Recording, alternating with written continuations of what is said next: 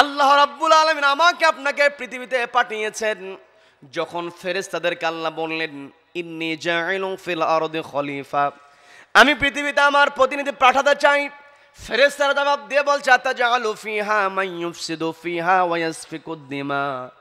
ওগো আল্লাহ, আপনি কি পৃথিবীতে এমন কাউকে পাঠাবেন যারা পৃথিবীতে গিয়ে ফিতনা ফাসাদ তৈরি করবে, এমন কি ওয়া ইয়াসফিকুদ দিমা, পৃথিবীতে রক্তপাত করবে, বিশৃঙ্খলা তৈরি করবে। ওয়া নাহনু নুসাব্বিহু বিহামদিকা ওয়া নুকদ্দিসু লাক, ওগো আল্লাহ, আমরা তো আপনার ইবাদত করি, আপনার প্রশংসা করে আপনার কৃতজ্ঞতা আদায় করি। সরাসরি ফেরেশতারা আমাকে আপনাকে পৃথিবীতে পাঠানোর ব্যাপারে বিরোধিতা করে নাই, সরাসরি পাঠানোর বিপক্ষে মত দেয় নাই। তারা বোঝানোর চেষ্টা করেছে আমরাই যেহেতু ইবাদত করি, আপনি মানুষকে তো পাঠাবেন ইবাদত করার জন্য, আমরাই তো ইবাদত করি। জিনজাত যেমন ফাসাদ করেছি, মানুষেরা তো আবার ফাসাদ করতে পারে। কাজেই আমাদের যেই পরোক্ষ মতামত সেটা হলো পৃথিবীতে আপনি খলিফা নাও পাঠাতে পারেন, মানুষকে নাও পাঠাতে পারেন, আমরাই আপনার জন্য আরো বেশি বেশি ইবাদত করব। আল্লাহ বললেন ইন্নী আ'লামু মা লা তা'লামুন।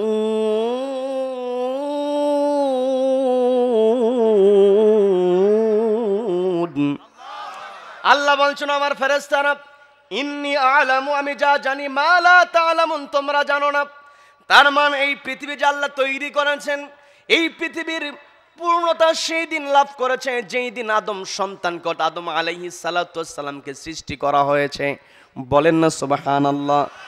যতদিন পর্যন্ত পৃথিবীতে আদমকে তৈরি করা হয় নাই, যতদিন পর্যন্ত আদম আলাইহিস সালাতু ওয়াস সালামকে সৃষ্টি করা হয় নাই, ততদিন পর্যন্ত পৃথিবীর সৃষ্টির পূর্ণতা লাভ হয়েছিল না। বলেন আল্লাহু আকবার। আমি বানিয়ে বলছি না, আল্লাহ রাব্বুল আলামিন 30 নম্বর আয়াতে বলছেন ইন্নী জাইলুন ফিল আরদি খলিফা, আমি পৃথিবীতে প্রতিনিধি প্রেরণ করব, এটা বললেন আল্লাহ 30 নম্বর আয়াতে। আর 29 নম্বর আয়াতে আল্লাহ রাব্বুল আলামিন আমাদেরকে ইন্ডিকেট করে যে কথা বলছেন হুয়াল্লাযী খালাকালাকুম মা ফিল আরদি জামিআ। আল্লাহ বলছেন হুয়াল্লাযী, তিনি হলেন সেই মহান সত্তা, খালাকালাকুম, যিনি তৈরি করেছেন তোমাদের জন্য, মা ফিল আরদ, জমিনে যা আছে। বলেন আল্লাহু আকবার। তার মানে পৃথিবীতে যা কিছু তৈরি করা হয়েছে সব মানুষের জন্য। বলেন আল্লাহু আকবার। এই মানুষকে যদি তৈরি না করা হয় তাহলে পৃথিবীর সব সৃষ্টিগুলো বৃথা হয়ে যেত। আল্লাহ সেই কথা বোঝালেন ইন্নী আ'লামু মা লা তা'লামুন, আমি যা জানি তোমরা তা জানো না। আল্লাহ বলেন ইন্নী আ'লামু, আমি যা জানি, মা লা তা'লামুন, তোমরা তা জানো না। তার মানে পৃথিবীর সবকিছু যে আল্লাহ তৈরি করেছেন আমাদের জন্য। বলেন আল্লাহু আকবার। এই পৃথিবীতে আমার আপনার চলার জন্য যা যা দরকার সবকিছু রব্বুল আলামিন আমাকে আপনাকে দিয়েছেন। এত এত নিয়ামত রব্বুল আলামিন আমাকে আপনাকে দিয়েছেন। আপনারা তো পাহাড়ি এলাকার মানুষ, প্রাকৃতিক সৌন্দর্যে ভরপুর আপনাদের এলাকা, পর্যটন এলাকা, আপনাদের প্রাকৃতিক সৌন্দর্য আপনারা দেখেছেন। আমি বিস্তারিত সেই দিকে যাব না। আল্লাহ রাব্বুল আলামিন এই পৃথিবীতে এত নিয়ামত আমাকে আপনাকে দিয়েছেন। পানির মধ্যে মাছ যখন বসবাস করে,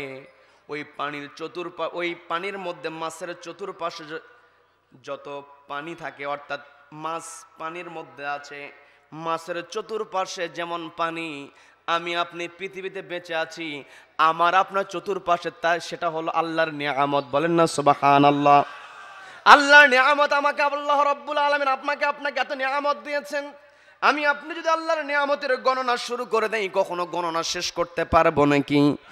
রব্বুল আলামিন চ্যালেঞ্জ ছুড়ে দিয়ে বলছেন ওয়া ইন তাউদ্দু নি'মাতাল্লাহি লা তুহসুহা ইন্নাল্লাহা লা গফুরুর রহিম।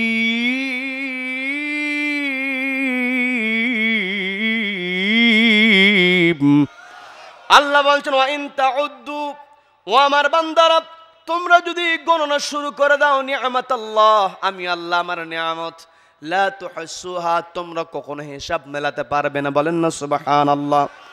এই যে আমি আপনি এখানে বেঁচে আছি, আমার আপনার শ্বাস প্রশ্বাস চলমান, এই জায়গায় যদি অক্সিজেন সরবরাহ বন্ধ হয়ে যায়, আমি আপনি বেঁচে থাকতে পারবো নাকি? আমার আপনার শ্বাস প্রশ্বাস যতক্ষণ আছে আমি আপনি বেঁচে আছি, শ্বাস প্রশ্বাস বন্ধ হয়ে গেল আমি আপনি মারা পড়ে যাব। কি কথা বলেন? আমাকে আপনাকে রব্বুল আলামিন পৃথিবীতে বাঁচিয়ে রেখেছেন, আমার আপনার শ্বাস প্রশ্বাস চলছে, এই শ্বাস প্রশ্বাসের জন্য অক্সিজেনের দরকার আছে না নেই? আমার কথায় বিরক্ত হচ্ছেন নাকি? এই যে আমি আপনি বেঁচে আছি, শ্বাস প্রশ্বাস গ্রহণ করছি, অক্সিজেনের প্রয়োজন। আজকে বায়োলজিক্যাল সায়েন্স যেই তথ্যটা দিয়েছি, আমি আপনি বেঁচে থাকার জন্য পরিবেশ থেকে প্রতি মিনিটে 7 থেকে 8 লিটার অক্সিজেন গ্রহণ করি। বলেন না সুবহানাল্লাহ। প্রতি মিনিটে যদি পরিবেশ থেকে 7 থেকে 8 লিটার অক্সিজেন গ্রহণ করা হয়, তাহলে 24 ঘন্টায় হিসাব করলে দেখা যায় আমি আপনি দৈনিক 10,000 থেকে 11,500 লিটার অক্সিজেন পরিবেশ থেকে গ্রহণ করি। বলেন আল্লাহু আকবার। এই যে 10,000 থেকে 11,500 লিটার অক্সিজেন আমি আপনি পরিবেশ থেকে আমার আপনার দেহের মধ্যে ঢোকানো শুরু করি, এই যে হাজার হাজার লিটার অক্সিজেন যদি আমার আপনার শরীরের মধ্যে সম্পূর্ণটা প্রবেশ করে, আমি আপনি আবার অসুস্থ হয়ে যাব। যার কারণে রব্বুল আলামিন আমার আপনার দেহের মধ্যে রেসপাইরেটরি সিস্টেমের মধ্যে এমন মেকানিজম তৈরি করেছেন, 10-11 হাজার লিটার অক্সিজেন থেকে মাত্র 500 লিটার অক্সিজেন সেকেন্ড নেওয়ার মেকানিজম আল্লাহ আমার আপনার দেহের মধ্যে দিয়েছেন। বলেন না সুবহানাল্লাহ। আমার আপনার দেহের মধ্যে ব্যবহারের উপযোগী 500 লিটার অক্সিজেন প্রত্যেক দিন আমার আপনার দেহের মধ্যে ঢুকছি, আর পরিবেশ থেকে আমি আপনি 10,000 থেকে 11,500 লিটার অক্সিজেন যে প্রতিনিয়ত গ্রহণ করছি। এই জায়গাতে আমরা বিভিন্ন বয়সী মানুষ আছি, কারো বয়স 7 বছর, 10 বছর, কারো বয়স 70 বছর, কারো বয়স 20-25, যে বয়সেরই হোক না কেন, ছোট্ট মানুষ 10 বছর হোক, 20 বছর হোক, 80 বছর হোক, আমি আপনি কাউকে যদি বলি মায়ের পেট থেকে পৃথিবীতে আসার পর থেকে নিয়ে তুমি যেই দিন থেকে অক্সিজেনের ব্যবহার শুরু করেছো, সেই দিন থেকে আজকে পর্যন্ত কতটুকু অক্সিজেন ব্যবহার করেছো, শুধু এর হিসাব দাও, আমি আপনি হিসাব দিতে পারবো নাকি? আমার আপনার হিসাব দেওয়ার কোনো ক্ষমতা নাই। রব্বুল আলামিন এত এত নিয়ামত আমাকে আপনাকে দিয়েছেন, আমার আপনার দায়িত্ব হলো এই পৃথিবীতে আল্লাহর খেলাফতের জন্য আমাকে আপনাকে কাজ করা। কি কথা বলেন? আমি আমার আলোচনার সূচনায় পবিত্র কোরআনের সূরায় 3 নম্বর সূরা, সূরা ইমরানের 110 নম্বর আয়াতের প্রথম দিকে খণ্ডাংশ আমি তেলাওয়াত করেছি, যে আয়াতে আল্লাহ রাব্বুল আলামিন আমাদেরকে সুন্দর করে বলছেন, কুনতুম খায়রা উম্মাতিন উখরিজাত লিন-নাসি تأمرون بالمعروف وتنهون عن المنكر وتؤمنون بالله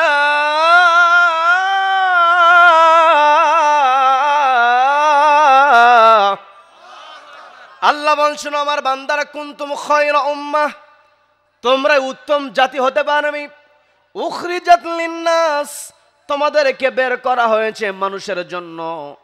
তার মানে এই পৃথিবীতে আমি আপনি যদি উত্তম হতে চাই, খায়র হতে চাই, আমাকে আপনাকে কাজ করতে হবে মানুষের জন্য। কি কথা বলেন? মানুষের জন্য কাজ করা মানেই হলো খেলাফতের দায়িত্ব পালন করা। কি কথা বলেন? খেলাফতের দায়িত্ব আমি আপনি কেমন করে পালন করব? আল্লাহ বললেন, তা'মুরুনা বিল মা'রুফ, সৎ কাজের আদেশ দিতে হবে। এই জায়গাতে আল্লাহ তা'মালুনা বিল মা'রুফ, আল্লাহ কিন্তু এই জায়গাতে ভালো কাজগুলোর আমলের কথা বললেন না। আল্লাহ বলেন তা'মুরুনা বিল মা'রুফ, তোমরা সৎ কাজের আদেশ দাও। এই জায়গাতে একটা অর্ডারের মধ্যে 2টা অর্ডার আল্লাহ ঢুকিয়ে দিয়েছেন। আমি আপনি যখন কোনো মানুষকে ভালো কাজের আদেশ দেব, সেই ভালো কাজ যদি আমি আপনি নিজে না করে আদেশ দিতে পারবো নাকি? আমি আপনি যখন নামাজ না পড়ে কাউকে বলি নামাজ পড়ো, সে বলবে আগে নিজে ঠিক হ। কি কথা বলেন? এই জায়গাতে আল্লাহ শিখিয়ে দিলেন তা'মুরুনা বিল মা'রুফ, তোমরা সৎ কাজের আদেশ দাও। তার মানে আমি আপনি যখন সৎ কাজের আদেশ দিতে যাব, তখন সেই সৎ কাজটা আগে নিজেকে করতে হবে, এরপরে অর্ডার দিতে হবে। শুধুমাত্র সৎ কাজ করব, সৎ কাজের আদেশ দেব, এখানে থেমে থাকা যাবে না। দ্বিতীয় নম্বরে আল্লাহ বললেন ওয়া তানহাউনা আনিল মুনকার, অসৎ কাজে বাধা প্রদান করো। কি কথা বলেন? আমি আপনি যখন কাউকে খারাপ কাজ করছে সেটা দেখে যদি বাধা প্রদান করতে যাই, আমাকে আপনাকে অবশ্যই সেই কাজ থেকে নিজেকে দূরে থাকতে হবে। কি কথা বলেন? কি কথা বলেন? আমি আপনি যদি নিজেই খারাপ কাজ করি, আবার কাউকে বলে যদি ওই কাজটা ছেড়ে দাও, বলবে নিজের চরকায় তেল দাও। কি কথা বলেন? আল্লাহ এই জায়গাতে ওয়াতানহাউনা আনিল মুনকার, এর দ্বারা আল্লাহ বোঝালেন খারাপ কাজ থেকে নিজে বিরত থাকো এবং অন্যকে খারাপ কাজ থেকে বিরত থাকার জন্য অর্ডার দাও। আমাকে আপনাকে অর্ডার দিয়েছেন কে? আল্লাহ বললেন অতুমিনুনা বিল্লাহ। তৃতীয় নাম্বার আল্লাহ কথা বলেছেন অতুমিনুনা বিল্লাহ, এই যে আমি আপনি মানুষের জন্য কাজ করব, সৎ কাজের আদেশ দেব, অসৎ কাজে বাধা প্রদান করব। এই অসৎ কাজে বাধা প্রদান, সৎ কাজের আদেশ দেওয়া, এটাকে আমাকে আপনাকে করতে হবে। অতুমিনুনা বিল্লাহ, ঈমান আনতে হবে কার ওপরে? আমার আপনার ঈমান আছে নাকি নাই, এটাকে বোঝার জন্য যে মানদণ্ড পবিত্র কোরআনের বিভিন্ন জায়গায় রব্বুল আলামিন ঈমানদার বান্দার বৈশিষ্ট্য কেমন হওয়া দরকার বিভিন্ন জায়গায় তুলে ধরেছেন। আমি আমার আলোচনার সূচনায় পবিত্র কোরআনের 8 নম্বর সূরা, সবাইকে বলতে হবে কত নম্বর সূরা? সবাই বলেন কত নম্বর সূরা? 8 নম্বর সূরা, সূরা আনফালের 2 নম্বর আয়াতে কারিমা তেলাওয়াত করেছি। যে আয়াতের মধ্যে আল্লাহ রাব্বুল আলামিন মুমিন বান্দার 3টা বৈশিষ্ট্য তুলে ধরেছেন। সবাইকে বলতে হবে কয়টা বৈশিষ্ট্য? কোরআনের বিভিন্ন জায়গায় মুমিন বান্দার বিভিন্ন বৈশিষ্ট্য আছে। আমি যে আয়াতে কারিমা তেলাওয়াত করেছি, আয়াতের মধ্যে আল্লাহ রাব্বুল আলামিন মুমিন বান্দার বৈশিষ্ট্যের কথা বলছেন। ইন্নামাল মুমিনুনাল্লাযীনা ইযা যুকিরাল্লাহু ওয়াজিলাত قلوبهم وإذا تليت عليهم آياته زادتهم إيمانا وعلى ربهم يتوكلون।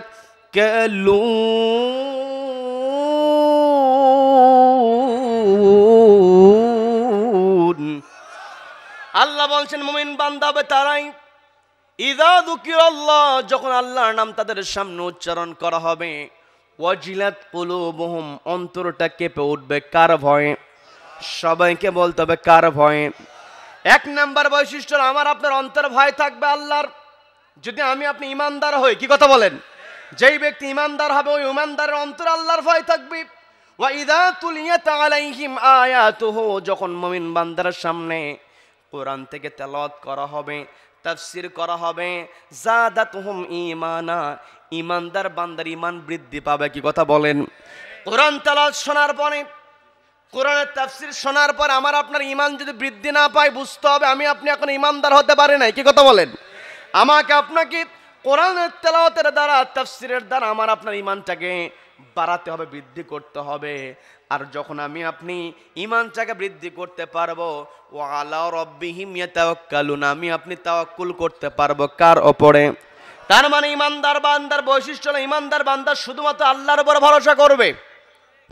আল্লাহর উপর ভরসা করি, আল্লাহর জমিনে আল্লাহর বিধান কায়েমের জন্য সৎ কাজের আদেশ দেবে, অসৎ কাজে বাধা প্রদান করবে। এখন কথা হলো, এই পৃথিবীতে যখন আমি আপনি সৎ কাজের আদেশ দেব, অসৎ কাজে বাধা প্রদান করব, আমার আপনার উপরে বিপদ চলে আসতে পারে। কি কথা বলেন? কি কথা বলেন? আজকে কষ্ট নিয়ে বলতে হয়, অনেক যুবক ভাইদেরকে দেখছি, খেয়াল করবেন, যুব সমাজ যদি ভালো হয় দেশ ভালো। কি কথা বলেন?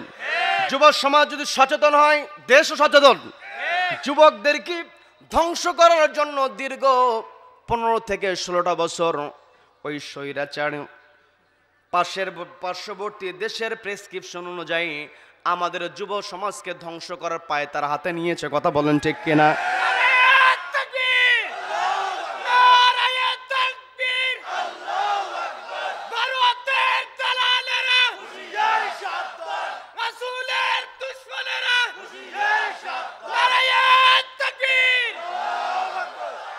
সম্মানিত দিনী ভাইরা, যে কথা বলতে নিয়েছিলাম, যুব সমাজকে ধ্বংস করার জন্য আজকে যুব সমাজের হাতে মাদক দ্রব্য সহজ করে দিয়েছে। আজকে যুব সমাজকে ধ্বংস করতে পারলে দেশটাকে ধ্বংস করা যাবে। কিন্তু যতই তোমরা চেষ্টা করো না কেন, এই যুবকরা জন্মগ্রহণ করেছে সচেতন পরিবারে। কি কথা বলেন? মুসলমানের ঘরে জন্মগ্রহণ করেছে। এই উপমহাদেশটা হলো ইসলামের জন্য উর্বর জায়গা। কি কথা বলেন? মানুষের অধিকারের জন্য উর্বর জায়গা। কি কথা বলেন? এই জায়গাতে যতই চেষ্টা করো না কেন, একটা নির্দিষ্ট সময় পর্যন্ত তোমরা মানুষকে অধঃপতনের দিকে নিয়ে যেতে পারবে। একটা নির্দিষ্ট সময় পর্যন্ত তোমরা জুলুম করতে পারবে। এই পৃথিবীতে যারা জালিম হয়, যারা জুলুম করে, এদেরকে আল্লাহ নির্দিষ্ট একটা সময় পর্যন্ত ছাড় দেন, কিন্তু ছেড়ে দেন না। কি কথা বলেন? আল্লাহ রাব্বুল আলামিন হলেন রাজত্বের মালিক। কি কথা বলেন? চেয়ারে বসার পরে চেয়ার ছাড়তে চায় না, এমন পাগল আছে না নাই? যেখানে ফেরাউন তার নিজের চেয়ারটাকে টিকিয়ে রাখতে পারে নাই, নমরুদ পারে নাই, আব্রাহা বিশাল বড় হস্তি বাহিনীর সে মালিক ছিল, আবু জেহেল সে ছিল নেতাদেরও নেতা। কি কথা বলেন? এত বড় নেতা আবু জেহেল, আল্লাহ চাইলে বদরের যুদ্ধে ওই আবু জেহেলকে বড় কোনো মুজাহিদের দ্বারা নাস্তানাবুদ করতে পারতেন, কিন্তু রব্বুল আলামিন যখন কোনো জালিমকে শায়েস্তা করতে চান, ওই জায়গাতে আল্লাহ বড় কোনো শক্তির প্রয়োগ করেন না। কথা বলেন ঠিক কিনা?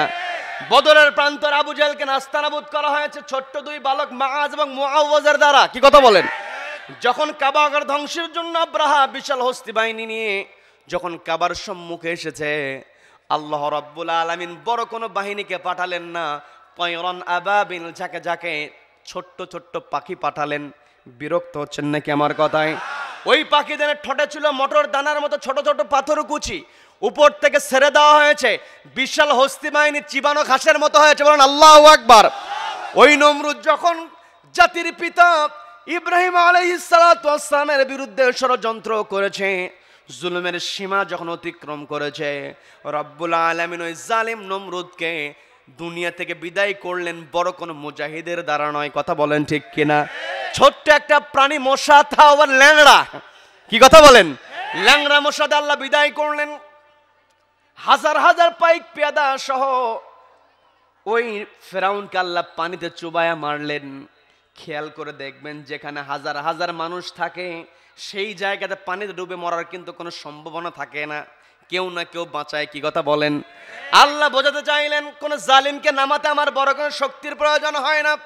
এই জন্য আল্লাহ রাব্বুল আলামিন সামান্য পানির মধ্যে চুবায়া ফেরাউনকে মেরেছেন, ল্যাংড়া মশা দিয়ে নমরুদকে বিদায় করেছেন, ছোট্ট ছোট্ট পাখির দ্বারা আব্রাহার হস্তি বাহিনী ধ্বংস করেছেন, দুইজন ছোট্ট বালক মাআজ মুআওয়াজের দ্বারা আবু জেহেলকে নাস্তানাবুদ করেছেন। ঠিক তেমনি আমরা তো এগুলো শুনলাম, হচ্ছে এগুলো আগের দিনের ইতিহাস, আমরা শুনেছি, আমরা দেখি না, এগুলো আমরা জানতে পেরেছি। কথা বলেন ঠিক কিনা? সর্বশেষ 24-এ যা ইতিহাসটা আমরা দেখেছি, কি কথা বলেন?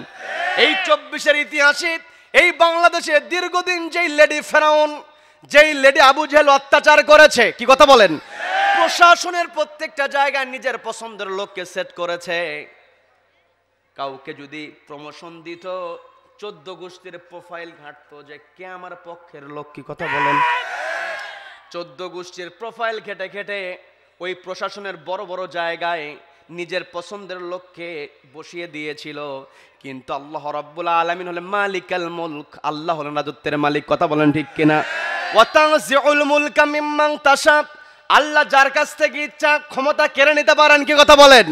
ওই লেডি ফেরাউন চেয়েছিল তার ক্ষমতাকে পাকাপোক্ত করতে, আল্লাহ এই জায়গাতে বড় কোনো শক্তি পাঠালেন না, বড় কোনো দলকে সামনের কাতারে আল্লাহ দেন নাই, প্রশিক্ষিত কোনো বাহিনীকে আল্লাহ সামনের কাতারে দেন নাই।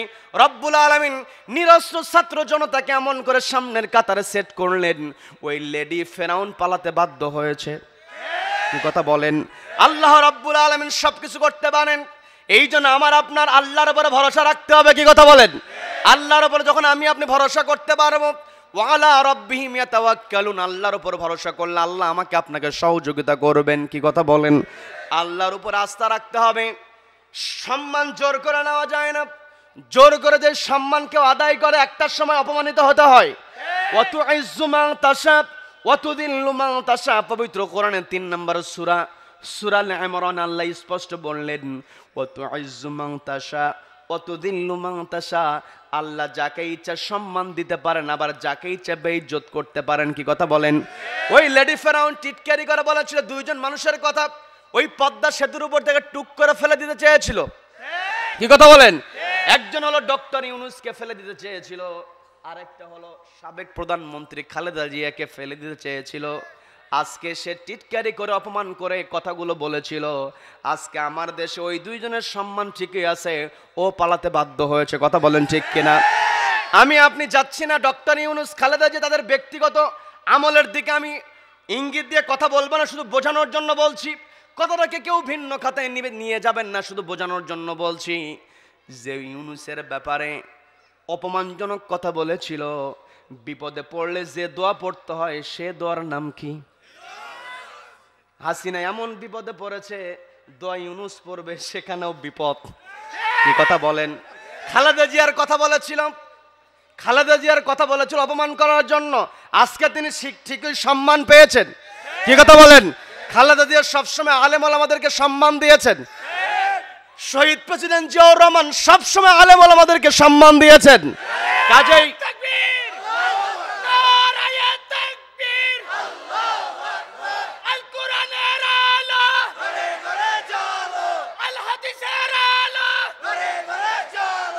এই দেশটাকে শাসন করতে হলে আলেম ওলামাদেরকে অবশ্যই সম্মান দিতে হবে। কি কথা বলেন? যারা আলেম ওলামাদেরকে সম্মান দিবে না অবশ্যই তারা লাঞ্ছিত হবে। আজকে প্যারেড ময়দানে আপনারা চট্টগ্রামের মানুষ, আপনাদের স্মৃতি বিজড়িত যেই মাঠ, গতকালকে সেই মাঠে তাফসির শুরু হয়েছে, আগামী জুমার দিন পর্যন্ত তাফসির চলবে। যেই মাঠে কথা বলেছেন শহীদ আল্লামা হোসেন সাইদি রহমাতুল্লাহ আলাইহি, কথা বলেন ঠিক কিনা? আমাদের কোরআনের পাখি, বিরক্ত হচ্ছেন নাকি? আমাদের কোরআনের পাখি এমন করে তাফসির করেছেন, এই কোরআনের তাফসির কোরআনের পাখি এমন করে উপস্থাপন করেছেন, একজন লেখাপড়া জানা নাই, একজন সিএনজি চালক, একজন জমিতে কাজ করে কৃষক মানুষ, বাসের ড্রাইভারি করে, হেল্পারি করে, দেখবেন বাসের মধ্যে আল্লামা সাইদি সাহেবের ওয়াজ বাজে। কি কথা বলেন? এলাকার মধ্যে আইসক্রিম বিক্রি করতে যায়, ছোট্ট ছোট্ট মাইক থাকে, সাউন্ড বক্স থাকে, সেখানেও কোরআনের পাখির ওয়াজ আছে না নাই? তিনি এত সুন্দর করে আলোচনা করেছেন, যারা লেখাপড়া কম করেছে, লেখাপড়া করার সুযোগ পায় নাই, ওই লেখাপড়া না জানা মানুষও আমাদের কোরআনের পাখির আলোচনা একেবারে পূর্ণ বুঝেছেন। কথা বলেন ঠিক কিনা? আবার শিক্ষিত মানুষ যারা বায়োলজিক্যাল সায়েন্স, বিশেষ করে যারা ডাক্তার, ওই ডাক্তারদের সামনে আমাদের কোরআনের পাখি এত সুন্দর করে মানব দেহ নিয়ে আলোচনা করেছে, ডাক্তাররাও পর্যন্ত অবাক হয়েছে। কথা বলেন ঠিক কিনা? শুধু তাই নয়, মহাকাশ বিজ্ঞান নিয়ে তিনি এত সুন্দর কথা বলেছেন। আমিও তো সায়েন্সের ভাঙ্গাচোরা একজন ছাত্র, আমিও বুঝি কিছু কিছু আলোচনা আমার কাছে অবাক লাগে। একজন মানুষ সায়েন্সের সাবজেক্ট কখনো পড়লেন না, কিন্তু কোরআন থেকে এত সুন্দর করে মহাকাশের কথাগুলো কোরআন এবং বর্তমান বিজ্ঞানের সঙ্গে মিলিয়ে কথা বলেছেন, তার ওই আলোচনা শুনে মনে হয় তিনি একজন মহাকাশ বিজ্ঞানী। কথা বলেন ঠিক কিনা? আবার একজন দেশের সচিব কেমন করে তার দায়িত্ব পালন করবে, একজন দেশের ইউনো কেমন করে দায়িত্ব পালন করবে, ইউনো কেমন করে তারা ডিউটিটা পালন করবে, সেগুলোকে ইন্ডিকেট করে কোরআনের পাখি সেখানেও তাফসির করেছেন। কথা বলেন ঠিক কিনা? আমার আপনার প্রিয় কোরআনের পাখি শহীদ আল্লামা হোসেন সাইদি রহমাতুল্লাহ আলাইহির আর কোনো অপরাধ ছিল না, তার একটাই অপরাধ ছিল, তিনি একটি কিতাব থেকে সরাসরি কথা বলেছেন। সেই কিতাবের নাম কি? এই কথা ওই বাতিল শক্তি সহ্য করতে পারে নাই, তাকে বন্দি অবস্থায় রেখে দিয়েছে। ওরা মনে করেছি বন্দি অবস্থায় রেখে দিলে, মিথ্যা তহমত দিলে থামিয়ে রাখা যাবে, কিন্তু না না, মুমিন বান্দা একমাত্র ভয় করে কাকে? মুমিন বান্দা একমাত্র আল্লাহকে ভয় করে, আল্লাহর উপরে ভরসা করে। আর এই পৃথিবীতে যারা আল্লাহর উপরে ভরসা করে তারা সবসময় সম্মানিত হয়, বরং যারা অপমানিত করতে চায় তারাই অপমানিত হয়ে যায়। কি কথা বলেন? ওই প্যারেডের ময়দান থেকে তিনি হুঙ্কার দিয়ে বলেছিলেন, জুলুম করছো, মানুষের উপরে কষ্ট চাপিয়ে দিচ্ছ, একটা সময় চলে আসবে পালানোর জন্য ইঁদুরের গর্তও খুঁজে পাবে না। কথা বলেন? আজকে আমার দেশে এমন পরিস্থিতি হয়েছে, ওরা তো এমন অকাম করেছে, ওরা তো বলে খুব কাজ করেছে, খুব কাজ করেছে, যদি ভালো কাজই করতো ইউনিয়ন পর্যায়ের একটা নেতাও পর্যন্ত তার চেহারা দেখাতে পারছে না। কথা বলেন ঠিক কিনা? তার মানে এই পৃথিবীতে জোর করে কেউ সম্মান নিতে পারে না, সম্মান দেওয়ার মালিক আল্লাহ। সে আল্লাহর উপরে আস্থা রাখতে হবে, আল্লাহর উপরে ভরসা রাখতে হবে। আমি আপনি যদি আল্লাহর উপরে ভরসা করতে পারি, আল্লাহর উপরে আস্থা রাখতে পারি, পৃথিবীর কোনো মানুষ আমাকে আপনাকে অপমানিত করতে পারবে না। কোরআনের পাখি তিনি কোরআন থেকে কথা বলেছেন। অপরাধ করেছে দেলাওয়ার হোসেন শিকদার, ওই দেলাওয়ার হোসেন শিকদারের অপরাধ আমাদের কোরআনের পাখির উপরে চাপিয়ে যারা দিয়েছিল, আজকে গোটা দেশের মধ্যে ওরা অবাঞ্ছিত ঘোষিত হয়েছে। কি কথা বলেন? আমাদের কোরআনের পাখি তার সম্মান আছে। কি কথা বলেন? একটা মুহূর্তের জন্য তিনি কখনো হতাশ হন নাই। সন্তানের দেখা করতে গিয়েছে, বাবার সঙ্গে কথা বলেছি, বাবা একটা সময়ের জন্যও তিনি হতাশ হন নাই। আমরাও তো লক্ষ্য করে দেখেছি, তাকে যখন আদালতে ওঠানো হয়েছে, তিনি আদালতে উঠিয়েছেন, ওঠার পরে তিনি তার বুকের মধ্যে কোরআনটা চেপে ধরেছেন, মুখের মধ্যে সবসময় হাসির ঝিলিক ছিল। যখন কোরআনের পাখির দিকে ক্যামেরাগুলো তাক করা হতো, তিনি যখনই বুঝতে পেরেছেন আমার দিকে কোরআন, আমার দিকে ক্যামেরাগুলো তাক করা, ওই সময় তিনি তার চেহারার মধ্যে আরো বেশি হাসির ঝিলিক দিয়েছেন। কথা বলেন ঠিক কিনা? তিনি আমাদেরকে সান্ত্বনা বুঝিয়েছেন তার চেহারা দিয়া। কি কথা বলেন? যারা মুমিন বান্দা হয়, আল্লাহর উপর তাওয়াক্কুল করে, এদের চেহারার মধ্যে কখনো হতাশার ছাপ আসে না। কি কথা বলেন?